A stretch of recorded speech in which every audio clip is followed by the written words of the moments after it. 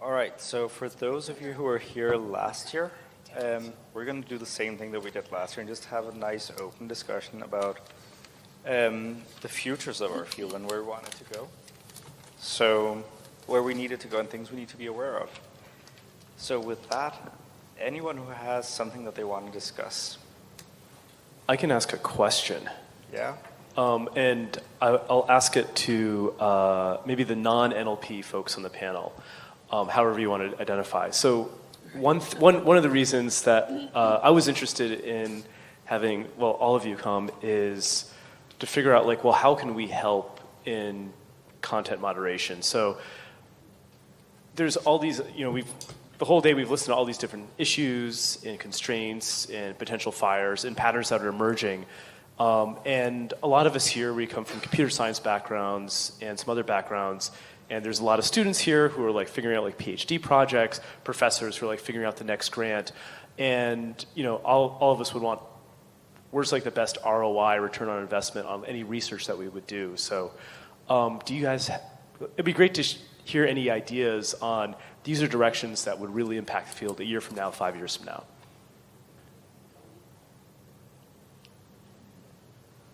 Okay, I'll kick it off because we don't have a lot of time. I'll say one word that we haven't said a lot today, which is prediction and predictive analytics, which I think are one dimension of this kind of work, which is around kind of the degree to which the kind of trustworthiness or veracity of the data sets that are used in training for machine learning is really, really important. And we see that in particular in the conversations about predictive analytics. We live in Los Angeles and Southern California, where things like predictive policing are really being challenged by civil society, thank goodness, and academics. And so to the degree to which some technologies are starting to move into the public, that we might ask questions about should these kinds of technologies exist. And again, this is a place where facial recognition technology, for example, is another type of technology that I think many of you would have an expertise or something to say about the development of those technologies. And again, one of the challenges with machine learning and kind of predictive analytics and broadly, and I think this is also tied to content moderation, because in many ways I see content moderators doing some of the categorization work, some of the training. That's right. They're basically kind of creating training data. And having witnessed some adjudication live for a platform, I will say that is devastating to think about the kind of lack of knowledge and time, in particular, the time compression that goes into having to make decisions about content, and then that existing as a training data set for all kinds of other things. So the complexity of how these things are tied to each other, I think, is something we really want to be paying attention to. And maybe we could also ask questions about,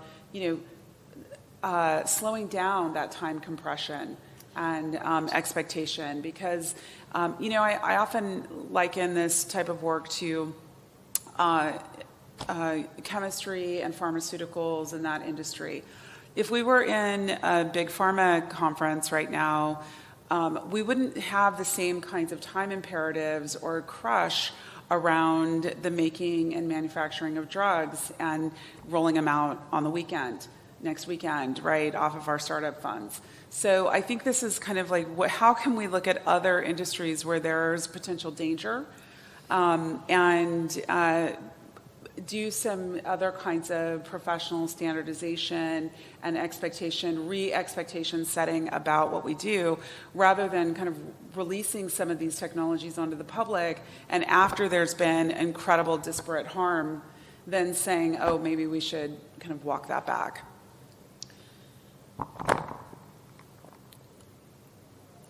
I think that I would go back to some of the questions that were posed to to me just now that I thought implied a sensibility around the need to ask deeper questions or more difficult questions, sometimes of our employers or of technologies and platforms of which we're users. But I think that we're in a moment where engineers, technologists, tool builders, people with computational expertise who are bringing the revenue to these firms are actually in a rather strong position vis-a-vis the unfolding of the kinds of products and principles that are at play in these companies. So we've seen at Amazon, we've seen at Google, we've seen at Microsoft, movements by workers to push back on demands in terms of products or in terms of clients, right? Where those involved or who would ostensibly be involved in the creation or the maintenance of those products have said, actually, we resist.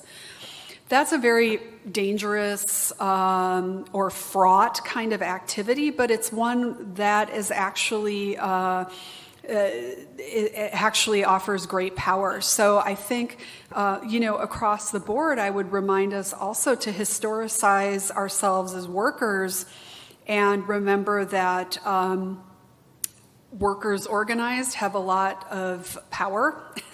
And one of the facets of commercial content moderation that works to the favor of the employer is the globalization and the fracturing of the work sites. So, if you want some of those questions answered that you were posing, you might be in a particularly key position to make the demands. Or conversely, and maybe more interestingly, to set those parameters for yourselves. So that, that's kind of like a bigger philosophical or existential proposition than how do we use natural language processing to support X, Y, or Z. And maybe I'm fudging because what the hell do I know about that? But I mean, I think that larger worker-centric, worker-powered movements actually need to be thought about in this context.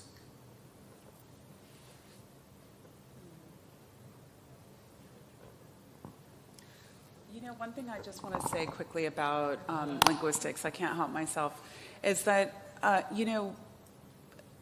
we have a lot, there's a long history of contestation about linguistics and language and meaning.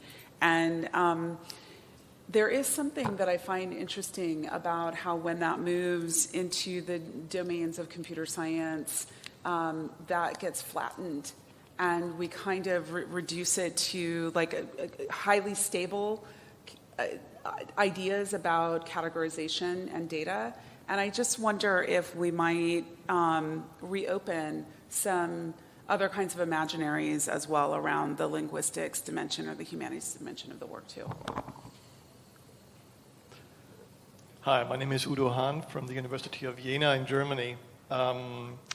In almost all of the three invited talks that we heard today, there was a quest for some sort of support for these content mediators. And I want to make a very concrete proposal, and it's based on actually ongoing work, I think in Italy, in Spain, and in Germany as well. We have kind of a success model how to break the complexity of very hard tasks, and these are shared task challenge competitions. And I'm basically from the field of biomedical natural language processing, and we had a success story to tell to the community where we supported biocurators. So people who are reading journal articles in the massively growing field of biology and medicine extract the knowledge contained in these mostly prestigious journal articles into a database and make that accessible to biologists. And this created really a breakthrough in the very complex field of biomedical language processing because we could show the usefulness of some of our methods. And what I learned today is kind of a similarly hard, very hard problem, and we could try to organize and to combine efforts from these content mediators who would provide kind of gold data on which we then train classification machines and continuously provide a support environment where specific messages could be signaled as somewhat really or very abusive or offensive or things like that. I already mentioned such tasks are ongoing in Italy, in Spain, and in Germany, so there's some experience with that, but it would be great to raise it to the international community. Although, of course, everything that is expressed in an abusive way is language specific. So I guess it's relevant here to mention our conversation, Martin, and the conversation with David Jurgens when he presented his paper on shared tasks. I think that having shared tasks where you're chasing a metric is maybe a little bit dangerous, depending on what our ultimate goal is.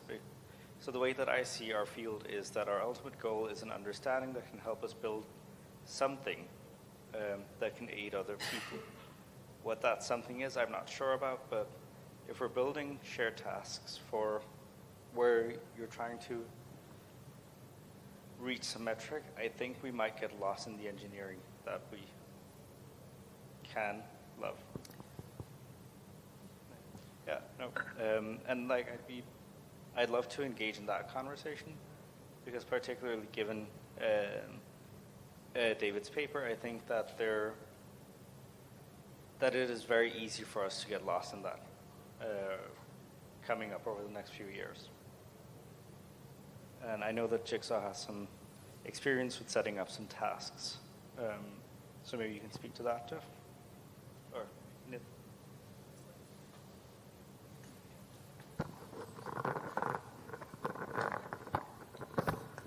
So I think I agree with the idea that creating a shared task with the fixed metric it kind of narrows the problem that we're looking at.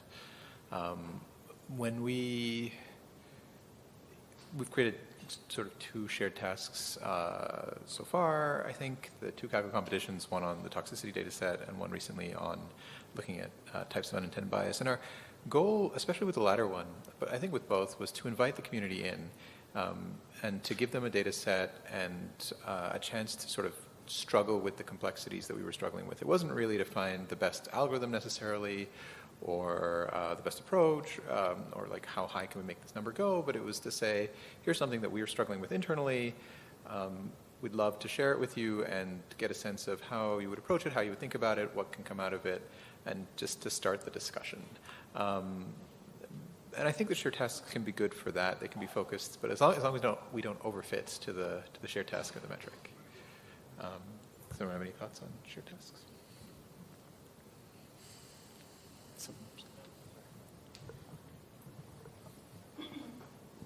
Hi, my name is Corinne. I opened my own company called ACL, and I'm writing an app to filter out social harassment on social media. And think about your Gmail.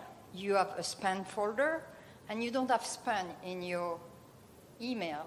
So it's the same principle. So will that be helpful for you as a moderator? How can I collaborate with you, and what kind of solution could I provide?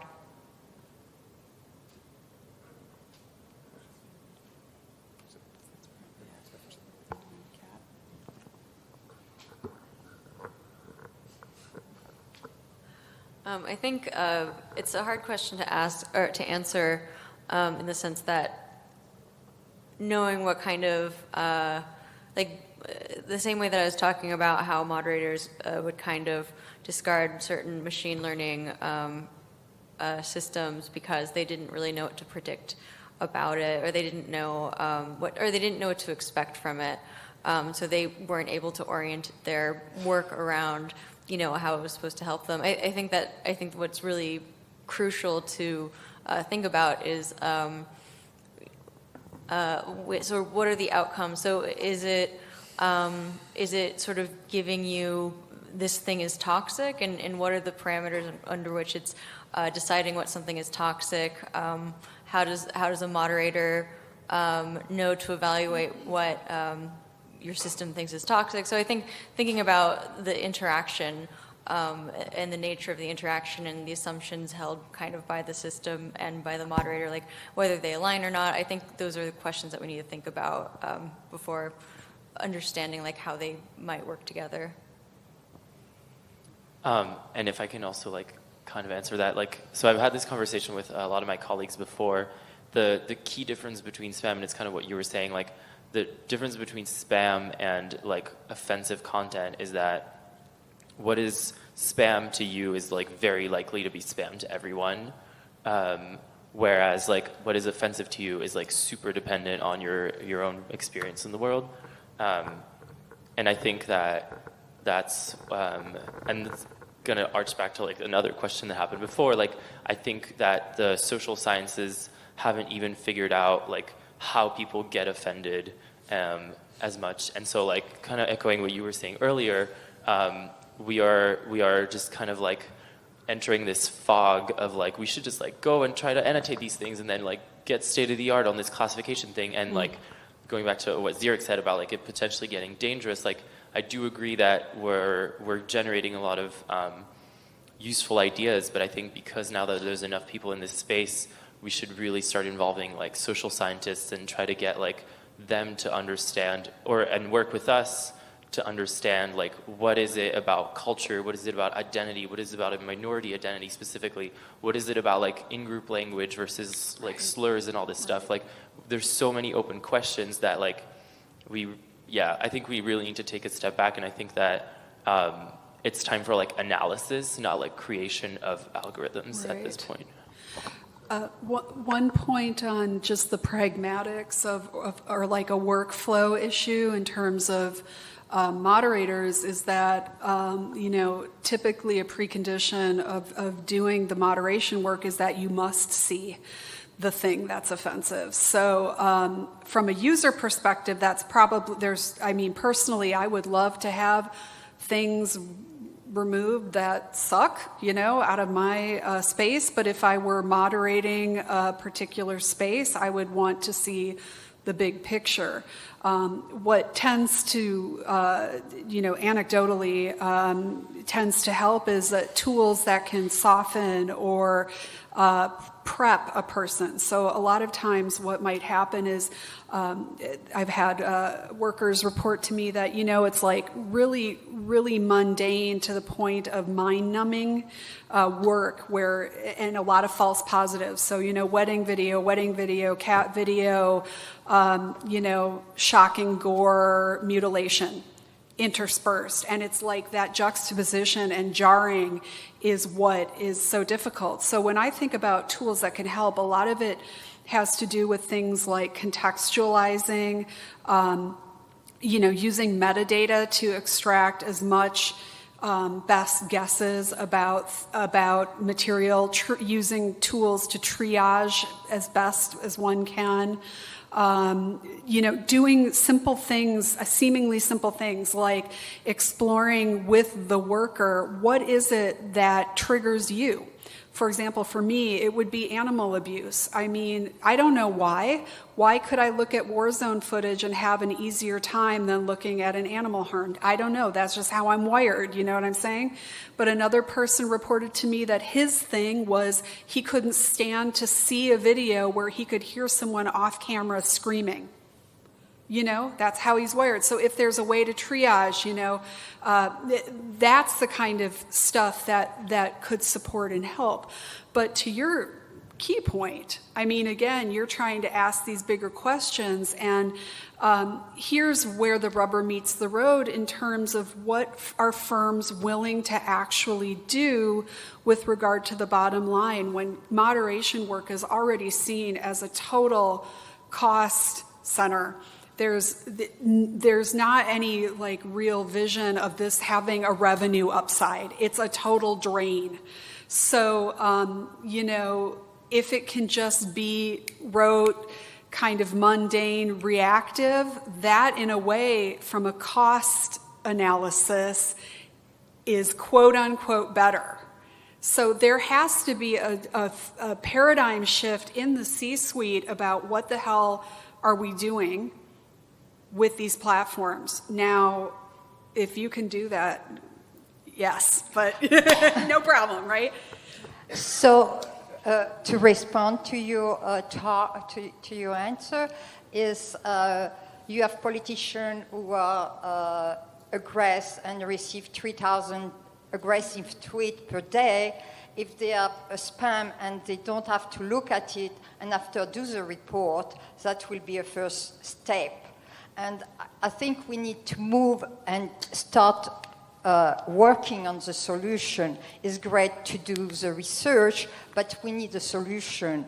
And regarding the model can be general at the beginning because it's very hard to do specific model. But after you can have different model specific to different people, like specific to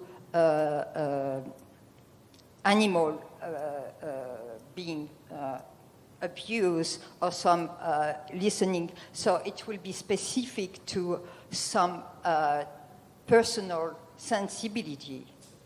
But we have to move forward to a solution like research is great, but I don't see any solution provided and moving forward like technical solution because right now in America, the freedom of speech is so important that all those platforms think about providing support for that, but they don't think about the receiver. And my position is like we need to get some application to think about the receiver and protect them. The protection might be not 100% at the beginning, but more we work on it, more we can like make it more precise to the need of specific people.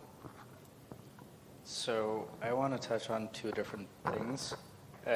One thing being, well, touch on what Martin you were alluding to, or like getting really, really close to saying, but like we have some social scientists in the room. How are ways we could facilitate working with you? Because I spent, 3 years traveling around talking to people from different fields. I was like, oh, we'd love to work with you. We don't know how. We don't understand this computery stuff, and you don't speak our language. So there's that. So to the social scientists in the room, email me, and I can make a how to communicate with your social scientist list. So there's that, and the other thing that Corinne just brought up is, in our field, we are very often chasing the individual abusive comment. And from a user point of view, maybe we should also focus on the large-scale attacks, because we're all going to survive seeing myself called a P word one day is going to make my day a little bit like, oh, fuck it, but, it's not going to ruin it. Seeing it 150 times in one day or in the space of 1 hour, that's going to have an influence. Yeah, we're all like, I'm gonna try to make a very obtuse point, but I think it also relates to what you were saying. So a lot of what I'm seeing here is that we are talking about the clear results of malignant intent, of abuse, of hate or negative emotions, or something not that clear, but at least we're looking at the result, more or less. And of course, I'm not saying that it's not important to then try to detect it, try to remove this, to moderate this. This is extremely important, but you're not analyzing. This is also back to the first question about what other sort of topics can we engage in, also with technology, with linguistics. You're not taking in the larger picture. There's a great blog article by Whitney Phillips and Ryan Milner that also make this point, and they use the distinctions between civility and ethics. So for them, in a civil debate, it's about, well, okay, you're using hate speech, so you shouldn't do that. Okay, I'm gonna, say that to you, that you shouldn't do that. Whereas ethics is the broader concern of thinking about also how this kind of speech rises to the surface, right?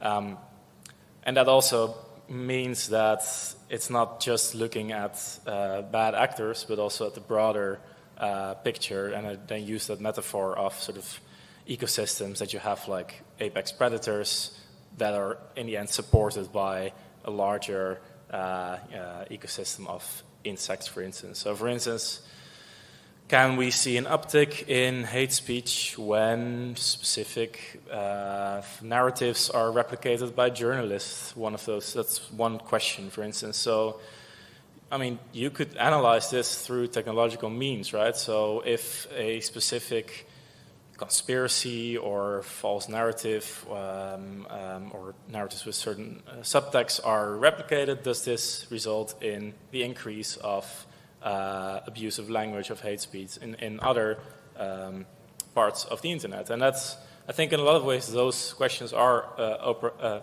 you can actually make them operationalizable, but it does require this more almost ecological view of how hate speech, abusive language rises to the surface. And I think that it's very much needed that people in humanities and social sciences also engage in those debates more.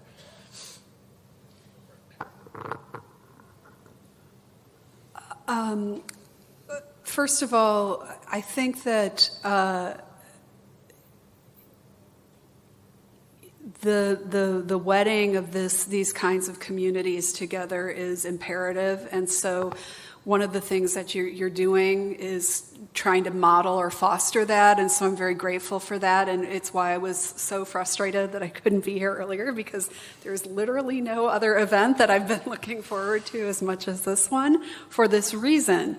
But that means that we have to have more of these opportunities, and I think one of the things that's implicit in your comment is that you have at your avail collectively an incredible array of tools and mechanisms to look at the world.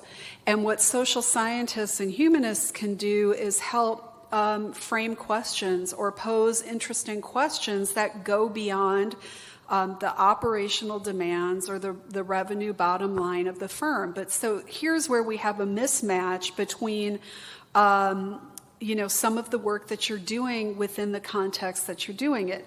Safia and I have proposed many times to a variety of our colleagues in industry that there needs to be, for some of the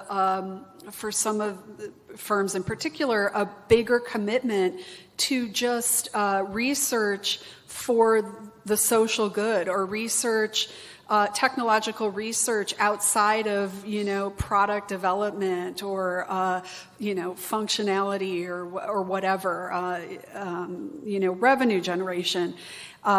We've seen models like that before. There's no reason that can't exist. Some firms do have that.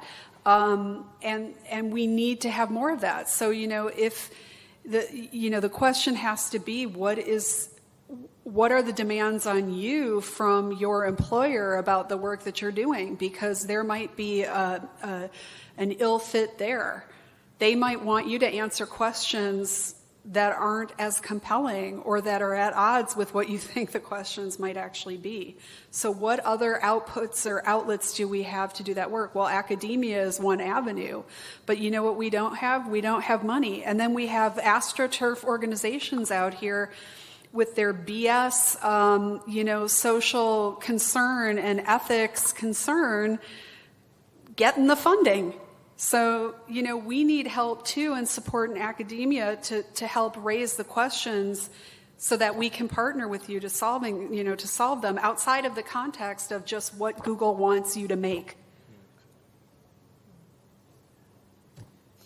Right? I don't know. Sorry, just really quickly. We do now also at the Geomethods Initiative in Amsterdam. You get handed specific data sets sometimes, right. but then it's sanitized, filtered for specifically what, in this case, was Twitter wants you to do with this data set instead of a more open policy for using it for social good. I guess my answer is a bit more methodological, and thinking about how are we engaging people who experience things, like people who do the work of moderation, qualitative researchers, ethnographers. How do we involve them in that weird question about scale? Because I think when we start talking about scale, it becomes almost exclusively a problem that quantitative researchers, machine learning, and sort of other technical kinds of researchers end up taking on their own. In part because there isn't necessarily a common understanding or vocabulary that's been established between these kinds of stakeholders. And so I think there are a few opportunities there. One, I think part of this is just necessarily an ongoing dialogue. So, having events like this and keeping in contact and working on projects collectively. And things that I think are really important are kind of triangulating, so we have these test data sets, but how much do they reflect the ground truth that that we think that it is, right? So we think that this test data set is, if it works, it's that we identified all of the hate speech. Now, we're working with a practitioner, a moderator, or a community member, looking at all of those things in the context, the posts in the context that they were situated, is that actually the case? But we don't really have a consistent or a systematic methodology for even comparing, a test data set to ground truth as determined by people who are in the space and who are affected there. And I think, I had one other thing. I think what else? Testing the data sets. Oh, and what I think is also a really interesting opportunity is almost thinking about large scale. So there's a lot of conversations about radicalization, especially where we have these problems where a lot of mainstream cultures or actors are taking on narratives that contribute to radicalization. And so as qualitative researchers, we often can speak to this on some level, but we can't necessarily make a compelling case or demonstrate definitively that it is widespread or generalizable. So thinking about these very integrated collaborations informed very much by embedded research in communities and research on radicalization, how can we think of ways to understand how radicalization happens? Because I think that is necessarily something that we need to address the scale problem and how much of it is happening rather than these instances that we can sort of see as qualitative researchers. So there are a lot of opportunities for collaboration.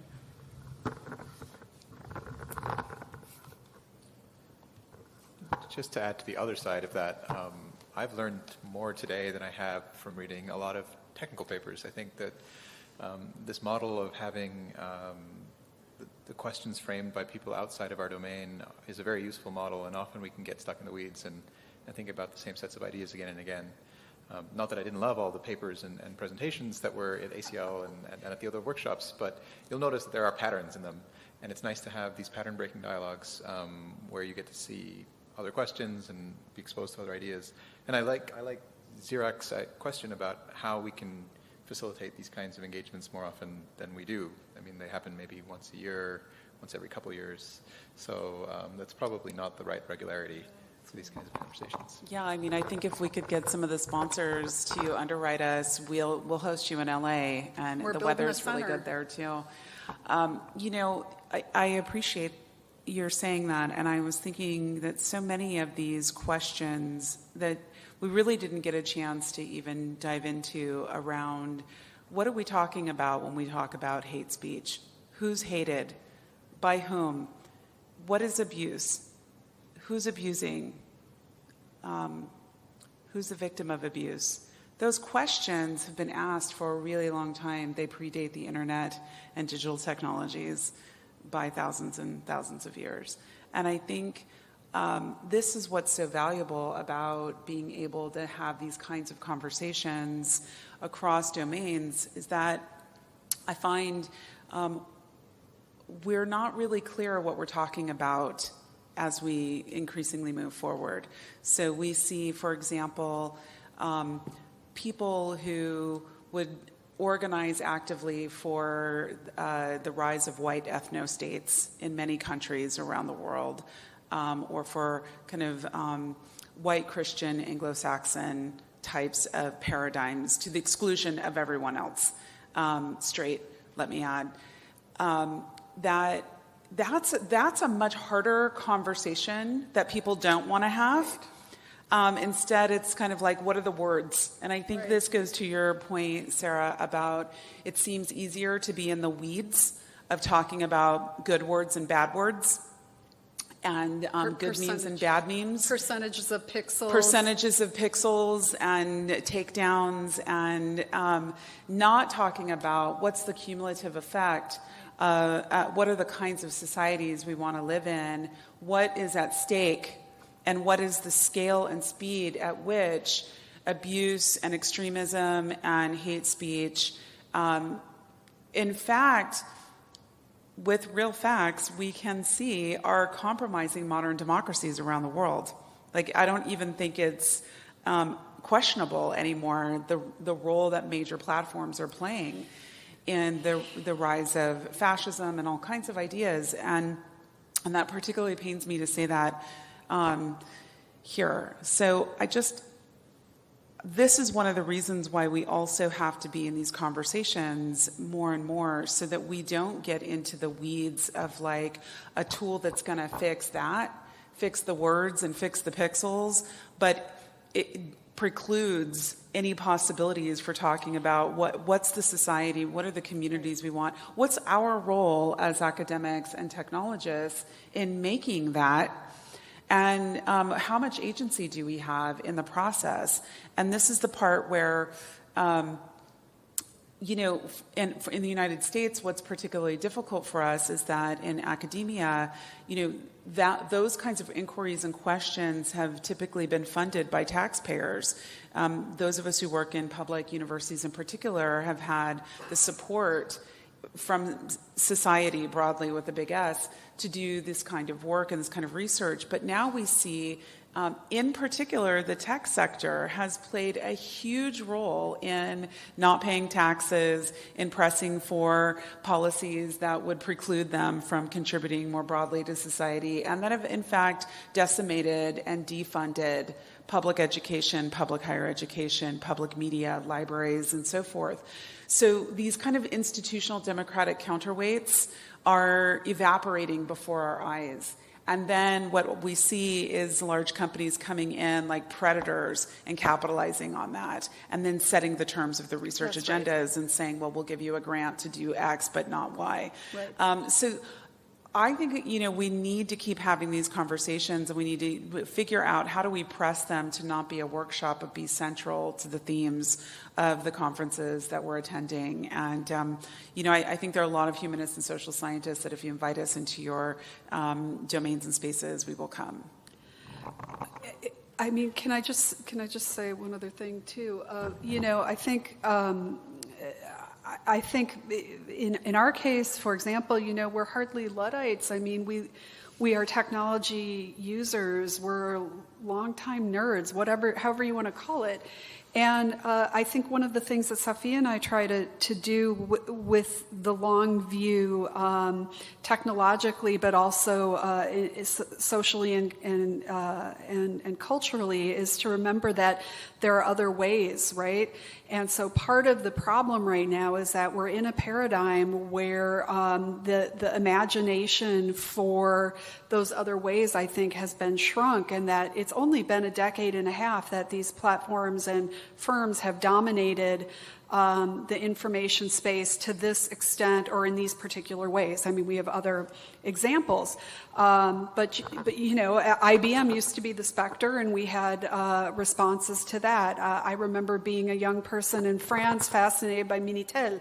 You know, what was that? That was incredible, right? It was an incredible thing. It could maybe only have existed in France, but anyway, so, you know, there are other stories, there are other narratives, there are other ways of imagining, and industry has done a great job, as Safiya pointed out, of foreclosing on many of those other ways, either literally or in our imagination. And so one of the things that I think humanists and social scientists can bring to the table are those expansions of imagination.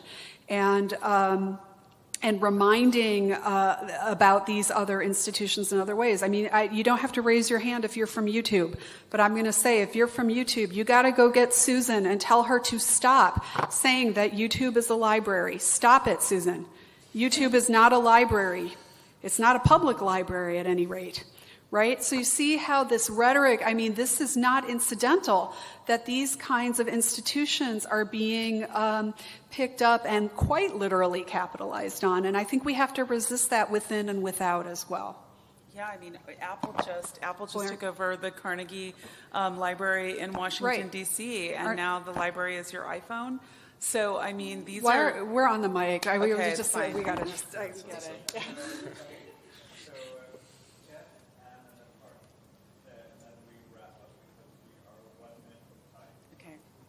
We could go that covered a lot of the ground that I was just going to ask about. But to what extent our platform design, and it's like, you know, Twitter is like the hot take, 140 characters or 280 or whatever it is now, versus YouTube, which is now pushing people towards half-an-hour videos. It's hard to imagine a wider range. How much does the design of the platform influence the amount of civility that they contribute to society?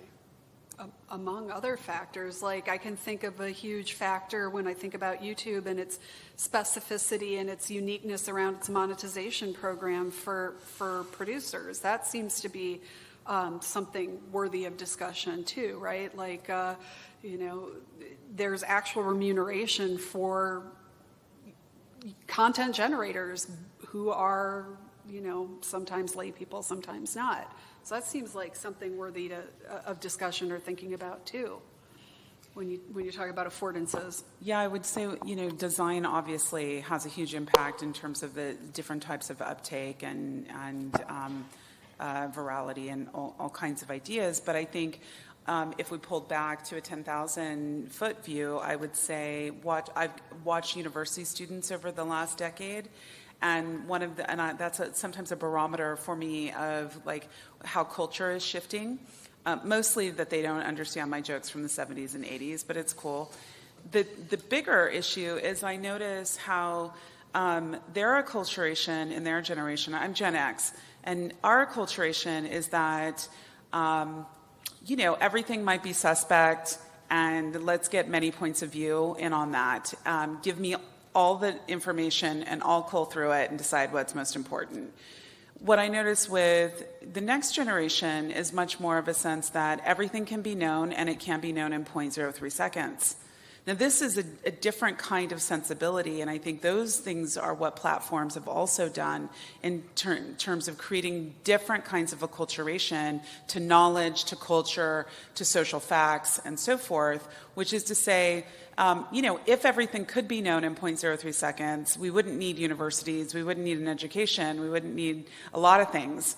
And the incredible amount of trust that is also handed over to these kinds of platforms, and whether it's YouTube or Twitter for news and information, or search. So I think those are other kinds of questions we can ask ourselves, which is what are the other bigger fundamental ways that platforms are constraining and containing ideas about what it means to be human. And of course, Shoshana Zuboff's latest book, The Age of Surveillance Capitalism, if this panel was a downer, read that. So, in terms of again, what are the ways in which humanity is being shifted and changed? This is the moment, I think, for us to be asking these questions and intervening for sure.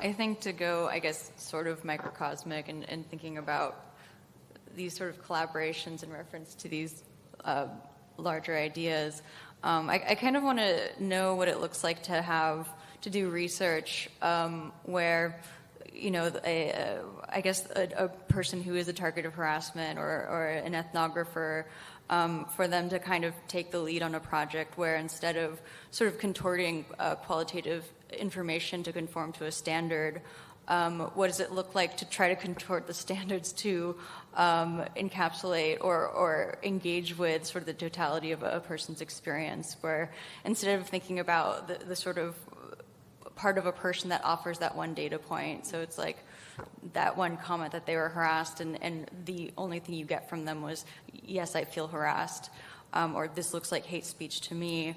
What is happening, what is happening in this person's life? How are they being harassed through these various ways? How is it affecting them? How is it affecting their mental health? And starting from there and thinking very critically about how, any of that makes its way into data sets and the ways we design platforms, thinking about people. I think that, centering the human, I suppose, is really important. And so thinking about how very concretely, with all of us here, how we can begin to work towards that kind of agenda, thinking about that methodology and thinking about ways that we can grapple with these issues and being able to make commentary about design that is meaningful and actionable, both on a microcosmic level and to understand how that becomes becomes something that is pervasive and something that affects us at a much more broader sociological level as well.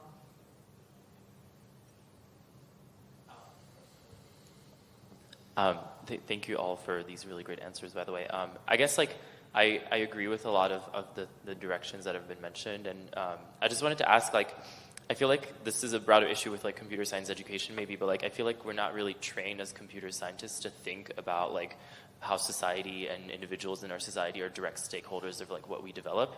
And Sophia, you talked about questioning our role and our agency in what we do and what we develop. But I guess my question is what is your advice for someone who hasn't been taught to do these things in order to get the sort of quote unquote maybe courage or get used to stepping into this field where you're actually questioning the social injustices that your tools might be creating, or specifically given that in NLP we're not really used to seeing that as a way of success in our field. So this may be a really broad question, but just sort of what is your advice for someone who wants to start questioning these things at a much more higher level than just being in the weeds? Yeah. And to how do we navigate that whilst also trying to succeed for our own careers in a field that is maybe not the most receptive to that?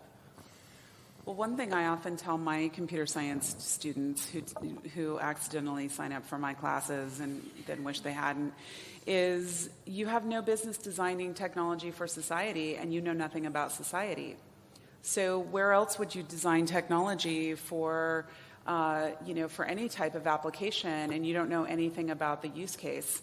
So could you have a use case called human beings and society that aren't universalized? So, this is one of the problems as well around kind of user experience even in design. I used to work as a UX director before I was an academic too, and one of the things that was such a prevailing norm was this idea of the universal user, right? Trying to, again, design for the broadest imaginary. Well, way before the internet, we were questioning and challenging these ideas of the universal human being.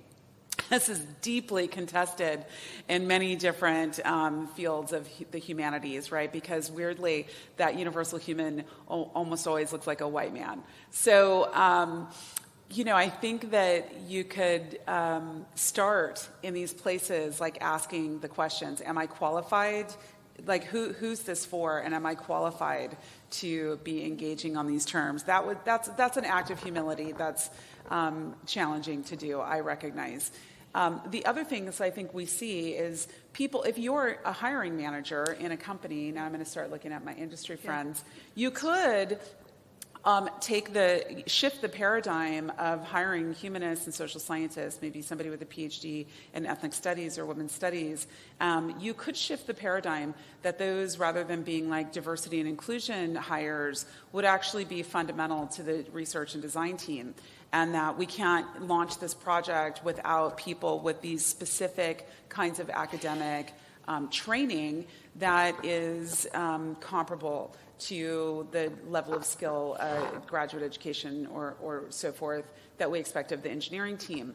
So, those are paradigm shifting kinds of opportunities, and that doesn't mean you hire one for per 10,000 software engineers, which I know happens. But embedding and thinking differently about the type of expertise that has to be required in order for us to launch a product. Not seeing that as like frosting on the cake, but seeing that as a fundamental ingredient. Like, this can't bake without that. So I think those are certainly ways that industry. Now, when industry does that, I promise you, the next thing that's going to happen is academia is going to get in line, and it's going to start training. All of a sudden, there's going to be a whole bunch of joint undergraduate majors in computer science and some humanities field, and you won't be able to get out of Berkeley or MIT or Carnegie Mellon or Illinois without that type of kind of expertise. So I think those are the kinds of things that have domino effects. And those are very practical things that can be done. They don't really. It's a framing issue. More than anything. If you look at the kinds of risk and what it costs companies when they get it wrong, that could, again, be part of a rationale for why to do it differently. I feel like you and I talk to each other a lot, and those were my words. She's going to try to take them. It's cool. I mean, my thing was hiring, and not only hiring people as experts in particular areas, but also demand that of your technologists as well, that they have a broader knowledge base beyond computer science or their engineering field. The other thing I was going to say was, the cynical argument here is that there is a liability issue at play when these things are not attended to at the design and engineering stage. And we have seen examples of that, and those will continue to occur, whether it's a PR disaster or whether it's a legislative or regulatory push that will mandate X, Y, or Z thing. We're going to see that more and more. Now, I think one of the problems you're going to find is that as you go up in your organization, you're going to start to see from where some of these biases and blind spots actually are emanating. And I don't know what you're going to do about that, except maybe get collective about your expectations for what the work is that you're doing. Because I'm going to just say it, that's where a lot of the problems are coming from, or a lot of the lack of understanding or commitment to some of these things, right? I don't know. I'm just a simple caveman. I have one question for the other panelists, which is, are there any models where you're seeing things going well? Are there any companies or any signs of optimism, like things that we can model ourselves after if we look for a path, You guys are all mobbed up on NDAs. I mean, can we... Yeah. I mean, I'll just say I've seen a major platform, in particularly in the realm of content moderation, try to engage with their critics, engage with experts, people who know. I've seen them invite people in. and which puts them at risk. And I know that's a vulnerable, again, position. And I think, those people who are making those kinds of choices are mid-level management.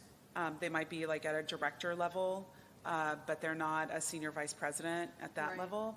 And so what happens is I see a number of thoughtful, amazing people, just like everybody in this room, doing really important work to push the envelope. And then I see the C-suite and just below Stall it out. just step out and do the exact opposite of what kind of middle managers are trying to accomplish.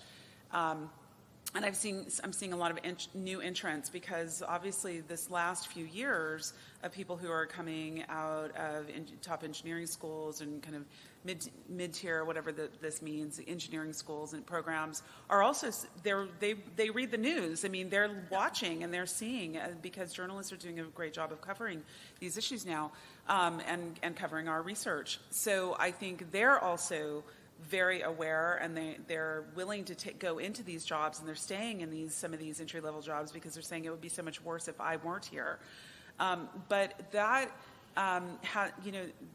the degree to which people are kind of talking within their companies in more collective ways, and of course Google in particular just had a huge backlash against the organizers of its walkout in response to Me Too, and a lot of people careers damaged who were trying to do this kind of work that we're talking about inside. So again, this disconnect between senior management, where it seems like there's a lot of agility, are these next tier tech companies. And I named some of them before: the Airbnbs, the Patreons, right? These kinds of companies that are spotting things around abuse and extremism and hate in their platforms, and they're not quite so large that they can't respond, but they're still large and they have enough resources to affect change.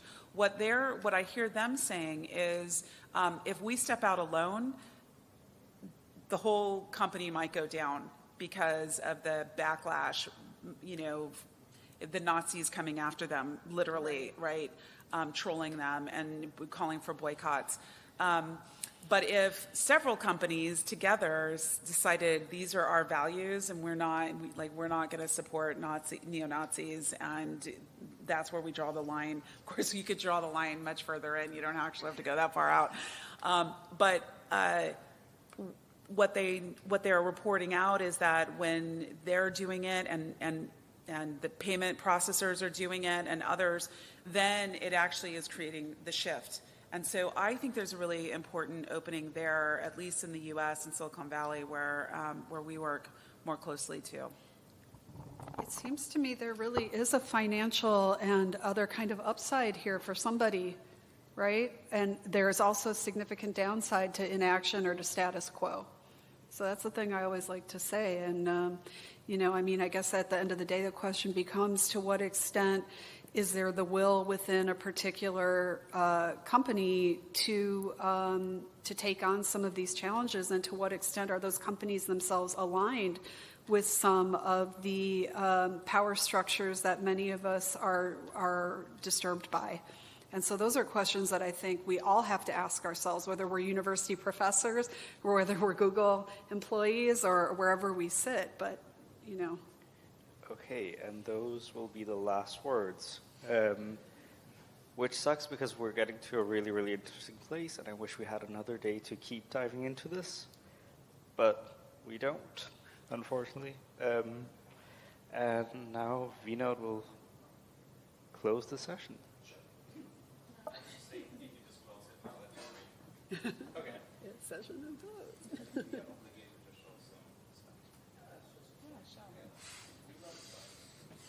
Thank you.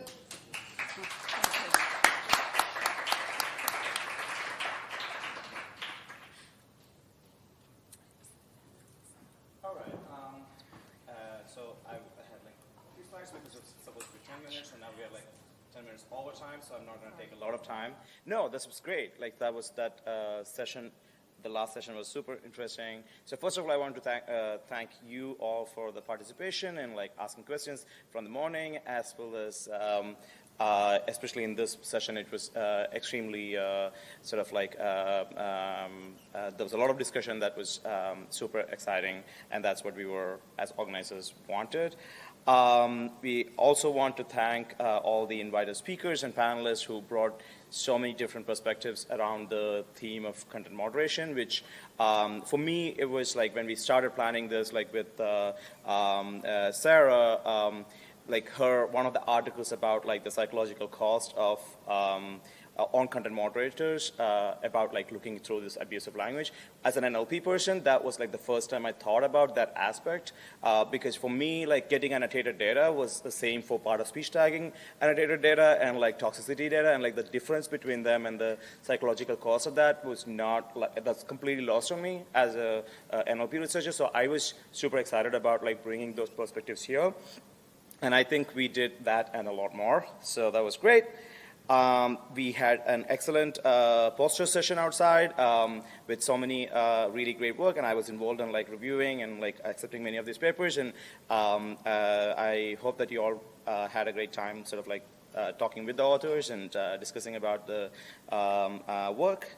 And we thank the sponsors without whom we would not have been able to pull this off in this way. And especially we funded many students to come here from diverse geographic regions, and that was really helpful. With that, let's continue the discussion, not just like close it off here, and like let's continue the discussion. And 2 points I want to make here is I will send out a survey, we will send out the survey in the next week or two to hear from you on like what worked and what did not work, and suggestions to improve or what themes to incorporate for the next year and stuff. And also another thing, if any of you are interested in volunteering to organize this for next year, please reach out to us to express your interest. Sure. Thank you.